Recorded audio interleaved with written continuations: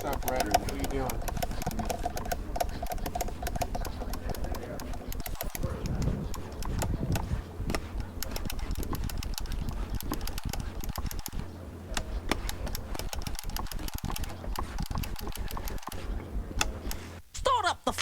For a while, DJs in hip hop kind of were forgotten about, and the MC had all the attention, you know? DJs were breaking records over the radio. DJs were the ones doing the scratches on the vinyl. DJs were actually producing a lot of these songs, but for some reason they weren't getting a lot of the credit. You cannot do a party without a DJ. No way, no how.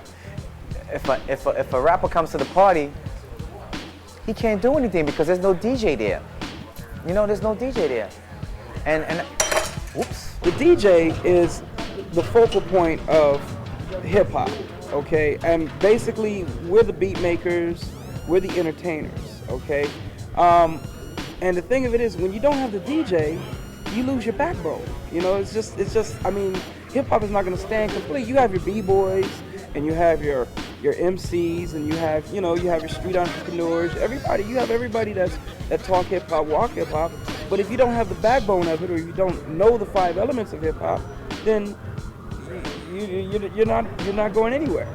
People don't really understand the whole art of being a disc jockey. I mean, I don't even like to use the term disc jockey, man. I like to call myself an entertainer because I have to move a room for like 2 to 3 hours. You know what I'm saying? Playing all the songs they love and keeping the intensity up. I never thought about it as being a musician. I thought about it as being like a DJ. You come to my party, you hear my music, whatever problems that you have, whether it be your wife, your mother, your father, school, your girlfriend, whatever. I want you to come to my party and forget about whatever problems that you have at that particular time. Let me play some music for you and let me ease your mind about all the problems that you have. I probably won't make you forget about your problems, but I can like ease your mind of all the problems that you go through every day, you know? As a DJ who play clubs can actually change people's moods and stuff, whether way they play hip hop, you know, they would be bobbing their head saying, oh, that's the joint and everything, or he would change it and play reggae, and then these guys would be looking for meat, you know? I mean, yeah, be looking for girls, and then, you know, and then one time I was DJing with my boys, and he was playing reggae and stuff, and this dude just comes up to the stairs in the DJ booth, he's like, yo, I give you mad props, man. I met this girl, and yo, you playing reggae, yo, you the man.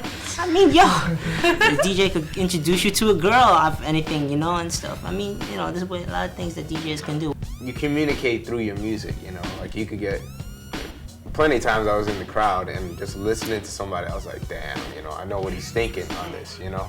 I've seen people bob their heads, and I've seen people like get totally moved that they're jumping up and down and they just can't believe it, and they close their eyes, they're like, damn, you know, like that. And I've seen people just, you know, get so, you know, take this more than, it's like, I can't, there's no words to describe it anymore. It's rhythm, rhythmatic sounds, man, and that's what I created.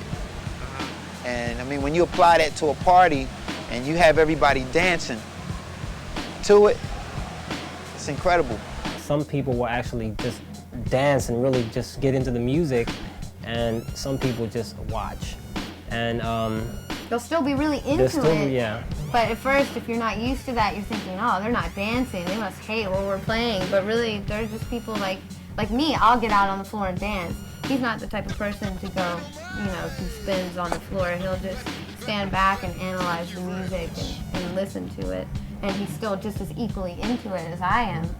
Yeah, it's a good sign. I think I think that it's really interesting, and it's really better a lot of times when people are actually just watching and listening, because you know they're really hearing what you're doing, and they're really like paying attention to everything that's going into everything that you're doing.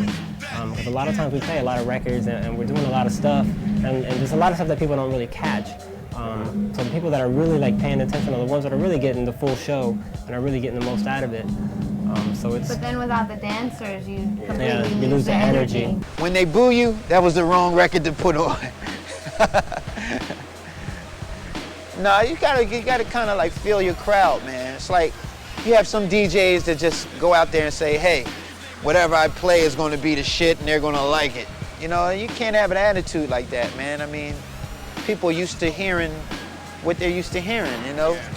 So you have to be compassionate to what they like, but then add your own twist to it. I know when I'm doing something that I like and that moves me, but then if other people like it, that moves me too, so you kind of engage both. But it feels best when it's something that you're like, yeah, I did the right thing, and then everybody else responds like, you did the right thing. Sometimes when we mix at a club, we would have like 4 turntables, and it would just be, the energy's there, you know? You gotta find everybody, because like if there was like 3 or 4 people, 5 people up on the turntables, and it kind of like everybody's up there, one's being a beat, snare, hi-hat, or whatever like that, and it might sound like noise like for the first couple of bars just because everybody's trying to find something, you know? But then you get to a point where everybody's now like, you know, like everybody's like in that zone. There's times when I get into my DJing and I forget that I'm at a party, or I forget I'm on the radio, or I'm at a concert, because the music just takes you sometimes, and the rhythms just, it takes you. And sometimes, you know, if you're a DJ, you can relate to this. If you're a DJ, sometimes when you feel what you're doing, nothing else can mess you up. Nothing can get in your way. If you're really feeling what you're doing, you're like, man, I'm rocking. You know, like if you're practicing by yourself or something like that, and you've hit upon something that you might not have been doing before or something like that, so you'll just kind of get in the zone. You'll keep trying to repeat the pattern over and over and over again to kind of get something. You get in a rhythm, and you feel if they answer the phone, or you know, if your mom calls you or something, it's like, not right now. You know, I'm in this zone thing. You know, I don't think you'd call it a zone, but yeah, it's. I do. Would you call it a zone? Yeah, I call it a zone. That happens. How do you know when you're there? You just feel it. Yeah, you just you feel everything it. you do, just It you're flows. just flowing. It just flows. You're just like flowing. You don't have to think about it. I think it's spiritual. The connection, it's just like you don't have to talk. We don't talk to each other. We rarely say, you know, like on stage. I mean, I can look, you know, make eye contact and know what he's thinking, and I can't really put it into words, but Telepathy. Yeah. When I come up with routines, I think that I seriously believe that it's not just me. Like, it's definitely a higher being making me move my hands a certain way, and cause sometimes, you know, I'll be cutting. I don't know. I'm one to give credit to God a lot, because I feel that I really don't feel that. I think it's just pompous for me to believe that it's just me doing this. I feel that way on stage when, you know, people are watching, and you just, yeah, you're right. You are in a zone. You're like in your own world. I mean, nothing exists around you but what you're doing, and it's just, I guess, another way of leaving our body and tapping into something extra, you know.